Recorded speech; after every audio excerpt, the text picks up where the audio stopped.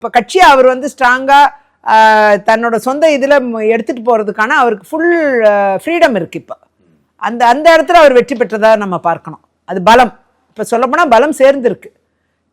இப்போ நீங்கள் வந்து 2021 தேர்தலில் பாஜக அதிமுக சேர்ந்து நின்னப்ப 42% வாக்குகள் எடுத்தாங்க.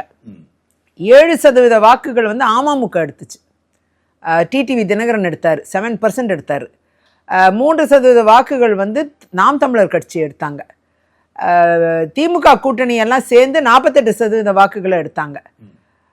42%ம் 7% சேர்ந்தா 49% வாக்குகள். அப்ப அந்த திமுக, அதிமுக, பாஜக, அமமுகவும் சேர்ந்து இருந்தா 49% வாக்குகள். அது 48% வாக்குகள் திமுக எடுக்கிறாங்க. 1% டிஃபரன்ஸ்ல தான் ஆட்சியே அமையுது.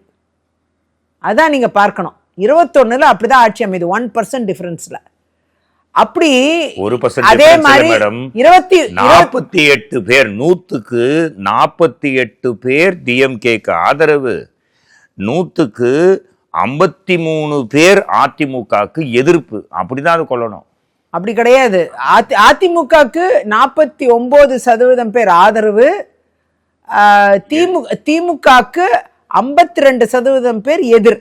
அப்படிதான் பார்க்கணும். அப்படி பார்க்க போனா அவங்க வெறும் 1% டிஃபரன்ஸ் தான் ஆட்சியை பிடிக்க முடிஞ்சது. திமுக 118 அறுதி பெரும்பான்மை, இவங்க கையில 119 தான் இருந்துச்சு.